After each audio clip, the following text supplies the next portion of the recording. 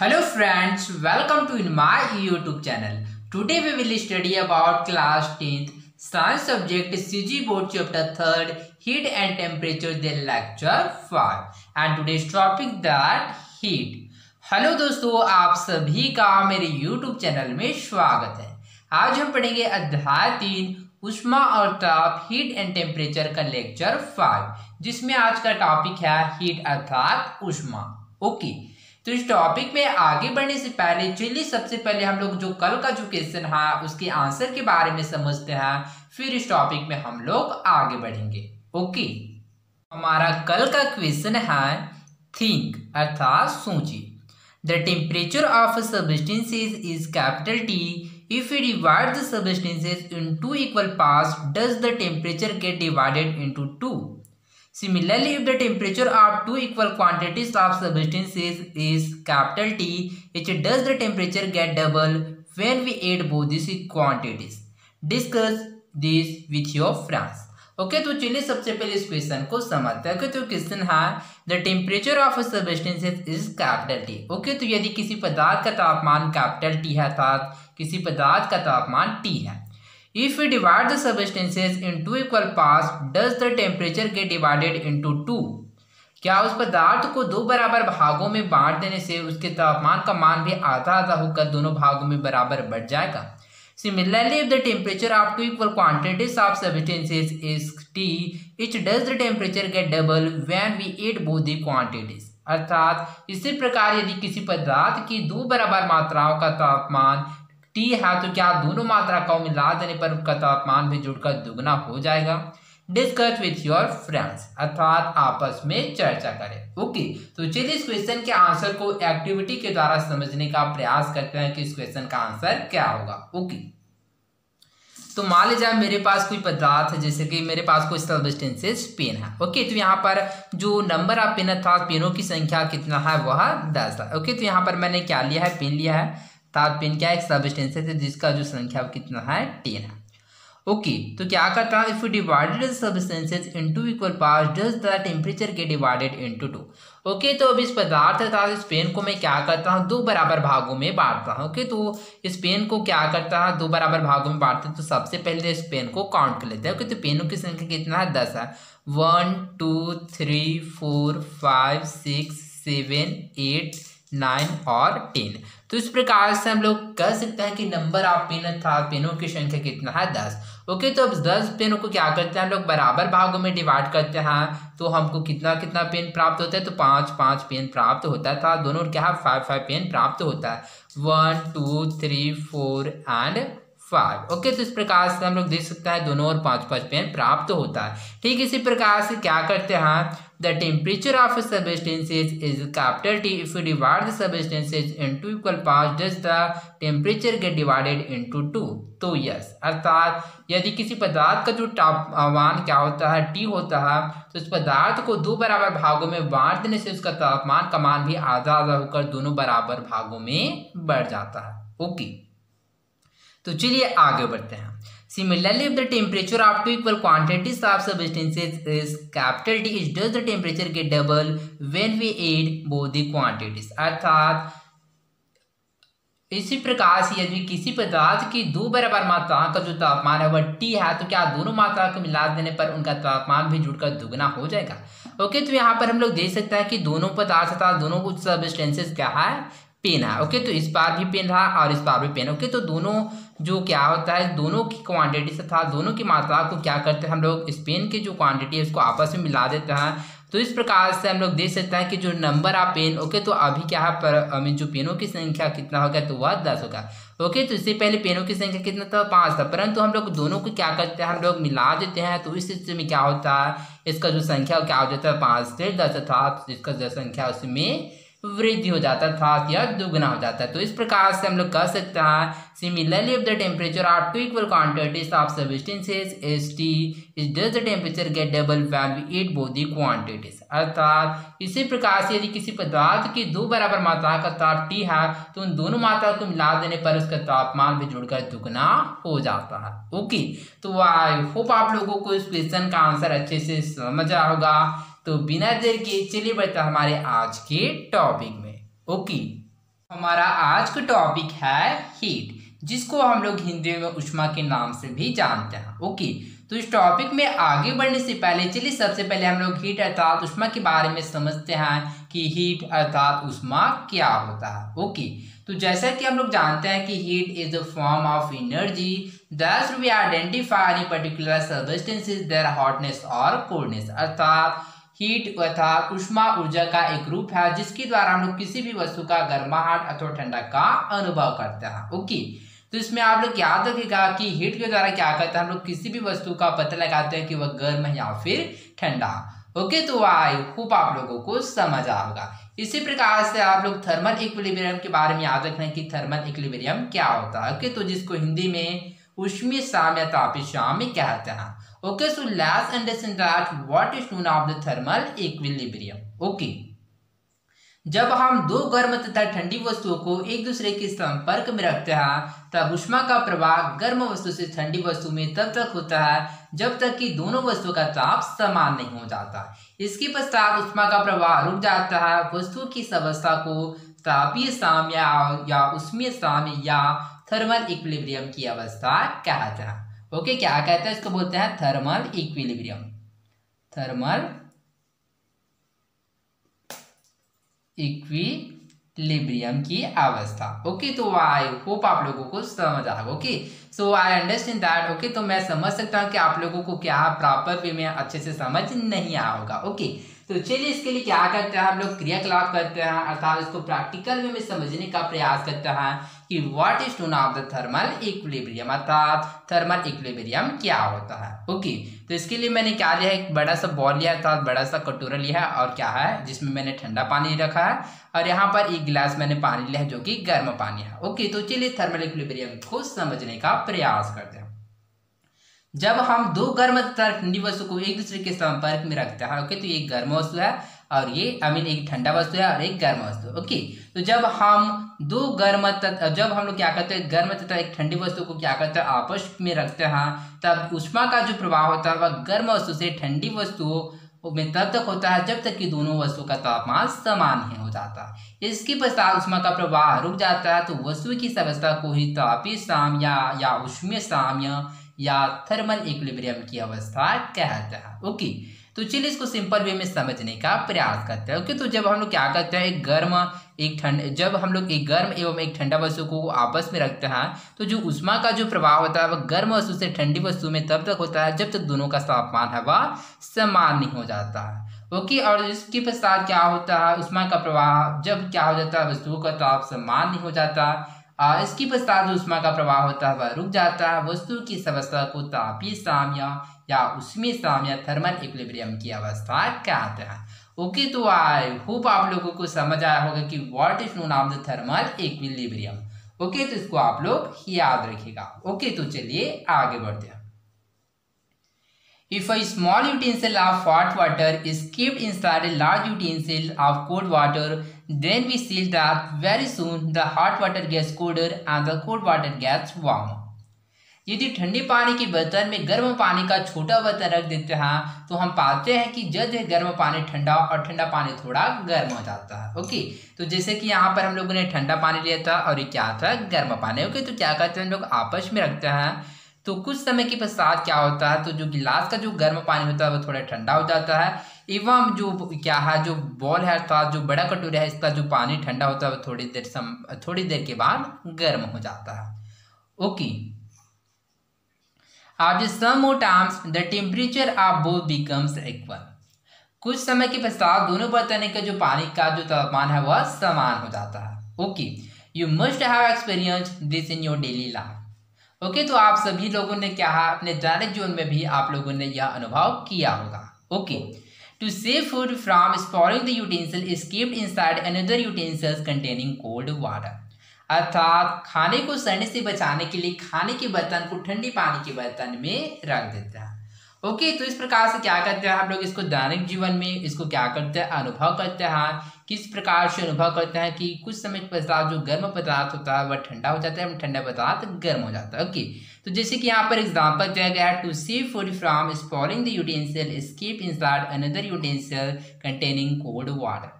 अर्थात खाने को सड़ने से बचाने के लिए खाने के बर्तन को ठंडे पानी के बर्तन में रख देता है। ओके, तो चलिए इसके आंसर को समझने का प्रयास करते हैं। ओके, तो इसका तो आप लोग याद रखिएगा कि इस क्वेश्चन का आंसर आप लोग क्या है, अपने जो घर में जो खाना बनाते होंगे, जैसे कि सिस्टर हो गया या फिर जो मदर हो गया था, जो अम्मा हो गया या फिर क्या हो गया, बहन हो गया। ओके, तो जो खाना बनाते हैं उससे आप लोग पूछेगा कि खाने को सड़ने से बचाने के लिए खाने के बर्तन को आप लोग ठंडे पानी के बर्तन में क्यों रखते हैं। ओके, और जो आंसर आप लोगों को मिलेगा उसको आप लोग कमेंट बॉक्स में बताएगा। ओके, अब चलिए इसके आंसर को हम लोग समझने का प्रयास करते हैं कि खाने को सड़ने से बचाने के लिए खाने के बर्तन को ठंडे पानी के बर्तन में क्यों रखा जाता है। ओके, चूंकि खाना क्या होता है, खाना को क्या होता है, वह गर्म होता है पानी की, ठंडे पानी की तुलना में। ओके, तो खानों को क्या करते हैं हम लोग, फ्राई करते हैं, तो खानों को क्या करता है, उसको उष्मा देते हैं, जिसकी वजह से क्या होता है, वह गर्म होता है।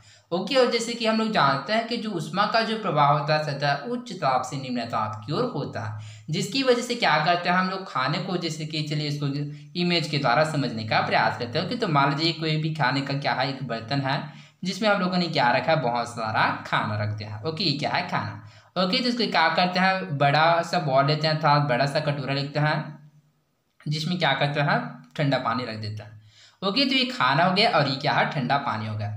ओके, तो जब दोनों को आपस में रखते हैं तो इस स्थिति में क्या होता है, जो खाना गर्म होने के कारण क्या होता है, उष्मा का जो प्रभाव होता है वो गर्म से ठंडे की ओर होता है। ओके, तो जो उष्मा का प्रभाव क्या होता है, गर्म से ठंडे की ओर होता है, और तब तक होता है कि दोनों का जो तापमान है वह समान नहीं हो जाता। ओके, तो जिसकी वजह से क्या होता है, कुछ समय के पश्चात जो गर्म पानी में जो खाना होता है वह ठंडा हो जाता है, एवं जो ठंडा पानी होता है वह थोड़ा गर्म हो जाता है। इस प्रकार से क्या होता है, दोनों का जो तापमान है वह समान हो जाता है। इस वजह से जो खाना होता है सड़ने से बच जाता है। ओके, तो आई होप आप लोगों को समझ आएगा कि खाने को सड़ने से बचाने के लिए खाने के बर्तन को ठंडे पानी के बर्तन में क्यों रखा जाता है। ओके, तो चलिए आगे बढ़ते हैं। When two objects having two different temperature are brought in contact, then the temperature of each of them increase or decrease until it becomes equal. जब दो वस्तु जिनका तापमान अलग अलग है को संपर्क में लाते हैं तो उनका तापमान घट बढ़कर एक दूसरे के समान हो जाता है। ओके, तो जैसे कि यहाँ पर हम लोग देखा कि जो खाने का जो बर्तन होता है एवं जो क्या होता है, जो ठंडे पानी को क्या करते हैं हम लोग आपस में क्या करते हैं, संपर्क में लाते हैं, तो कुछ समय के पश्चात दोनों का जो तापमान है वह इक्वल अर्थात बराबर हो जाता है। Okay, you must have notice this. Okay, तो इस प्रकार से हम लोगों ने क्या है, देखा है। But have you ever thought that why and how this happens. लेकिन क्या आपने कभी सोचा है कि यह क्यों और किस कारण होता है। What is the reason behind this increase or decrease in values of temperature? वस्तु के तापमान बढ़ने या घटने के पीछे का कारण क्या है। ओके, तो आई होप आप लोगों को इस क्वेश्चन का आंसर समझ आया होगा। तो चलिए इस क्वेश्चन का आंसर को समझते हैं। जैसे कि यह तो यह इंसिडेंट अर्थात यह घटना क्यों होता है, तो यह थर्मल इक्विलिब्रियम के कारण होता है। तो जैसे कि मैंने आप लोगों को थर्मल इक्विलिब्रियम के बारे में बताया था कि थर्मल इक्विलिब्रियम क्या होता है। तो जब हम क्या करते हैं, दो गर्म तथा ठंडी वस्तु, जैसे कि गर्म एवं ठंडी वस्तु को क्या करते हैं आपस में रखते हैं, तब उष्मा का जो प्रभाव होता है वह गर्म वस्तु से ठंडी वस्तु तब तक होता है जब दोनों का तापमान समान नहीं हो जाता। इसके पश्चात उष्मा का प्रवाह रुक जाता है, तो वस्तुओं की इस अवस्था को ही तापीय साम्य या उष्मीय साम्य थर्मल इक्विलिब्रियम की अवस्था कहते हैं। ओके, तो इसी कारण क्या होता है, जब हम लोग गर्म एवं ठंडी वस्तु को आपस में रखते हैं तो उस स्थिति में जो गर्म जो वस्तु होता है वह थोड़ा ठंडा हो जाता है और ठंडा वस्तु थोड़ा गर्म हो जाता है। Okay, earlier it was believed that when two objects at different temperature are brought together, exchange of an invisible fluid takes place. पहले ऐसा माना जाता था कि जब दो अलग अलग तापमान वाली वस्तुओं को संपर्क में रखते हैं तो एक तरल अदृश्य पदार्थ का आदान प्रदान होता है, अर्थात exchange of an invisible fluid takes place, अर्थात इनविजिबल फ्लूइड अर्थात अदृश्य पदार्थ का आदान प्रदान होता है। Okay, quantity of this fluid was assumed to be greater in a hotter object as compared to colder object. गर्म वस्तु में इस पदार्थ की मात्रा अधिक होती है जबकि ठंडी वस्तु में कम होता है। Okay, therefore it was believed that a flow of this fluid takes place from hotter to colder object until both objects have the same amount of this fluid. अतः यह पदार्थ गर्म वस्तु से ठंडी वस्तु में तब तक प्रवाह करता है जब तक कि इसका स्तर दोनों में समान न हो जाए। Okay, This fluid was called calorie. इस तरल पदार्थ को कैलोरी कहा जाता था। Okay, People thought that on increasing the quantity of caloric, temperature increased. Calorie की मात्रा बढ़ने पर तापमान की भी मात्रा बढ़ जाता था, ऐसा मानना था। ओके, तो प्राचीन समय में था, पुराने समय में लोगों की यह मान्यता था कि जब हम लोग गर्म वस्तु एवं ठंडी वस्तु को क्या करते हैं, आपस में संपर्क में रखता है, तो उसमें एक इनविजिबल फ्लूइड था, तरल अदृश्य पदार्थ का स्राव होता था, तरल अदृश्य पदार्थ का आदान प्रदान होता है, जिसकी वजह से जो गर्म वस्तु है वह ठंडा हो जाता है और ठंडा वस्तु थोड़ा गर्म हो जाता है। ओके, इसका क्या है, बाद में इसको कैलोरी के नाम दिया गया था। ओके, तो कैलोरी। ओके, तो इस प्रकार से उन्होंने ऑब्जर्वेशन अर्थात अवलोकन किया कि जो कैलोरी की जो मात्रा होता है बढ़ने पर जो तापमान की भी मात्रा वह बढ़ जाता है। ओके, तो चलिए आगे बढ़ते हैं। How was the theory of caloric falsified? Calorie का भ्रम कैसे टूटा? ओके, तो चलिए समझने का प्रयास करते हैं कि how was the theory of caloric falsified अर्थात कैलोरी का भ्रम कैसे टूटा। Benjamin Thompson (1753 to 1814), who was later known as Count Rumford, was the renowned scientist and a military advisor. Benjamin Thomson 1753 to 1814, जिन्हें बाद में क्या है काउंट रमफोर्ड के नाम से जाना गया, यह एक जाने माने वैज्ञानिक, रिनोड साइंटिस्ट एवं एक मिलिट्री एडवाइजर था, एक कुशल युद्ध विशेषज्ञ थे। Okay, A special kind of a machine having metal cutters was used to make holes in military cannons. उस समय तोपों की नली में सुराख करने के लिए एक विशेष किस्म की धातु काटने वाले संयंत्र लगी हुई मशीन का इस्तेमाल किया जाता था। Okay, this special cutters were rotated using horse power. इस खास किस्म की कटर्स को अश्वशक्ति तथा घोड़े की शक्ति से घुमाया जाता था। While boring a hole, the machine used to get very hot due to friction. तोपों में छेद करते समय नली जल्द ही गर्म हो जाता था। According to the caloric theory, on boring the caloric inside the cannons would start seeping into the barrels, making them hot. Okay, तो इस प्रकार से क्या इस खास किस्म की कटर्स को अश्वशक्ति से घुमाया जाता था, तोपों में छेद करते समय नली जल्द ही गर्म हो जाते थे। ओके, तो कैलोरी के सिद्धांत के अनुसार तोपों की नलियों में भरी कैलोरी का वह तोपों में छेद करने पर स्राव होने लगता है, इस कारण से जो नली है वह गर्म हो जाता था। Okay, he carried out several experiments.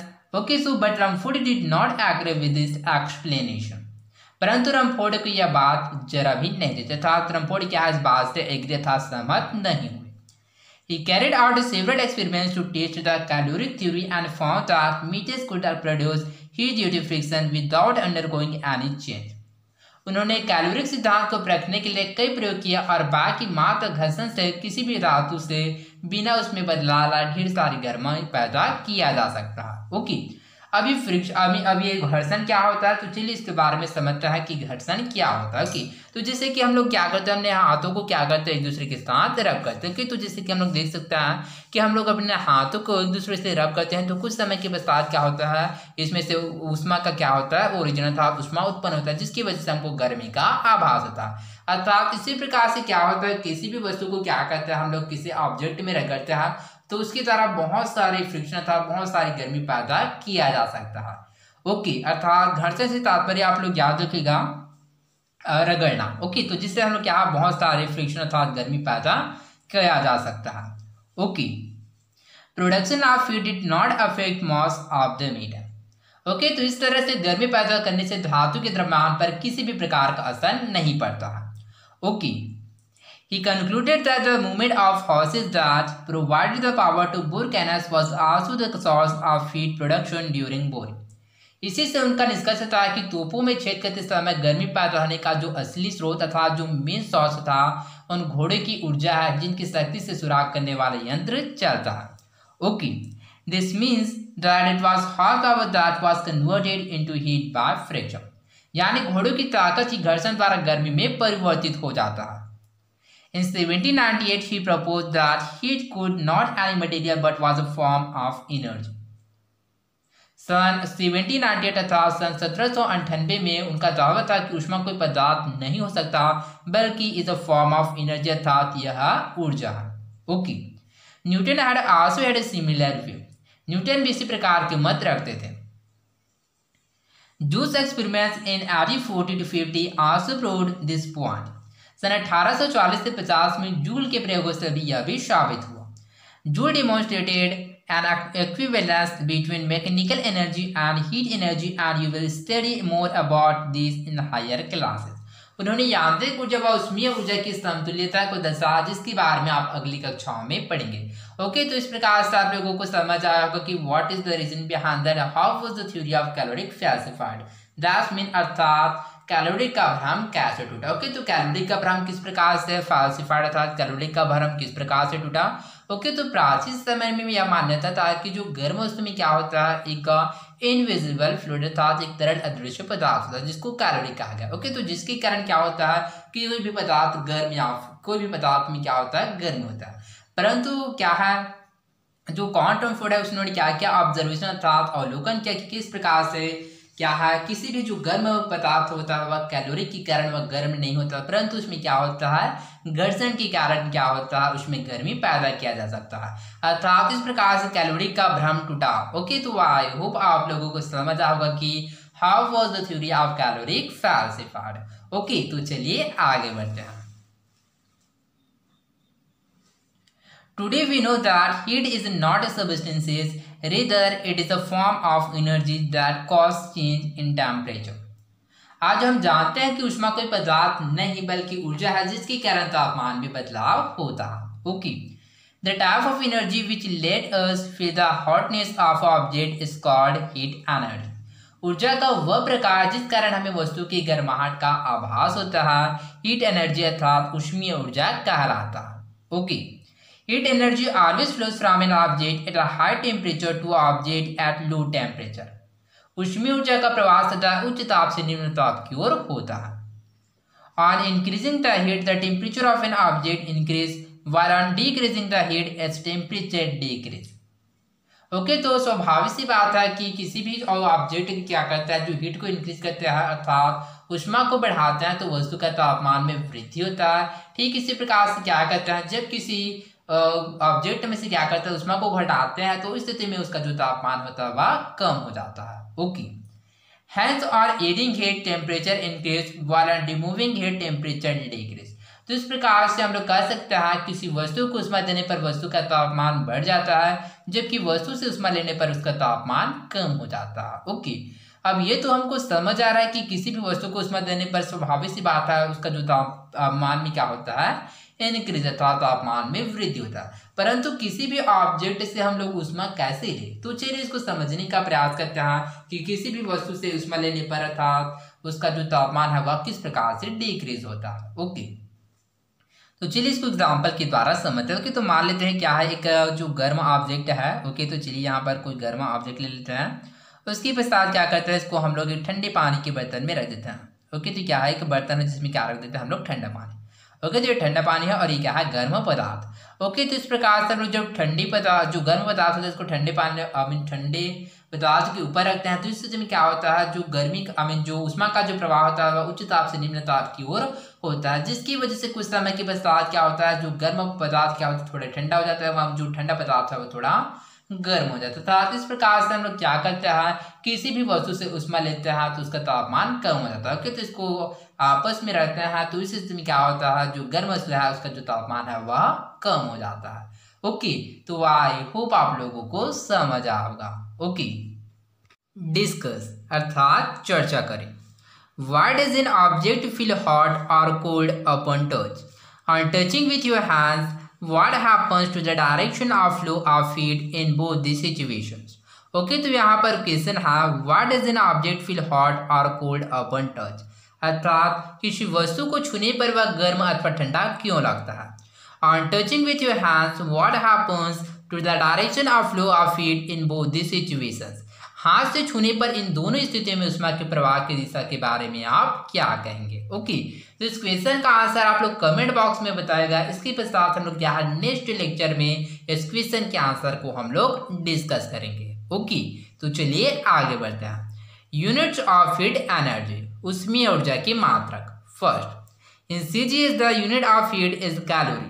Okay, तो सीजीएस क्या होता है, तो सीजीएस से तात्पर्य होता है सेंटीमीटर, ग्राम एवं सेकंड। ओके, तो सीजीएस पद्धति में जो ऊष्मा का जो मात्रक होता है वह कैलोरी होता है। ओके, अब इसमें आप लोग याद रखेगा कि जो सीजीएस पद्धति क्या होता है, तो इसमें आप लोग याद रखेगा या भौतिक मापन की एक प्रणाली है जिसके द्वारा उसमें ऊर्जा के मापन किया जाता है। ओके, इसके साथ ही आप लोग याद रखिएगा कि जो सीजीएस पद्धति में ऊष्मा का जो मात्रक है वह कैलोरी होता है। अब ये कैलोरी क्या होता है, तो calorie is unit of energy, अर्थात कैलोरी ऊर्जा की इकाई है। Okay, 1 calorie heat is the amount of heat required to raise the temperature of 1 gram of water from 14.5 degrees Celsius to 15.5 degrees Celsius। एक कैलोरी ऊष्मा की वह मात्रा है जो 1 ग्राम पानी के तापमान को 14.5 डिग्री सेल्सियस से 15.5 डिग्री सेल्सियस तक बढ़ाने के लिए आवश्यक है। In place of calorie, another unit called kilocalorie can also be used। 1 kilocalorie equal 1000 calorie। Calorie के स्थान पर हम लोग किलो कैलोरी का भी उपयोग किया जा सकता है। 1 किलो कैलोरी से तात्पर्य क्या होता है, 1000 calorie. Second, as heat is a form of energy therefore the SI unit of heat is joule. चूंकि ऊष्मा ऊर्जा का ही एक स्वरूप है, इसलिए ऊष्मा का एसआई मात्रक जूल होता है। ओके, तो 1 कैलोरी तो 1 कैलोरी इक्वल 4.18 जूल, अर्थात 1 कैलोरी इक्वल 4.18 जूल। तो 1 kilo calorie equal 4.18 multiply 1000 joule, अर्थात 1 किलो कैलोरी इक्वल 4.18 गुणा 1 किलो कैलोरी इक्वल 4.18 गुणा 1000 जूल। ओके, तो आई होप आप लोगों को समझ आया होगा। तो आज के लिए बस इतना ही, मिलते हैं अगले वीडियो में। धन्यवाद।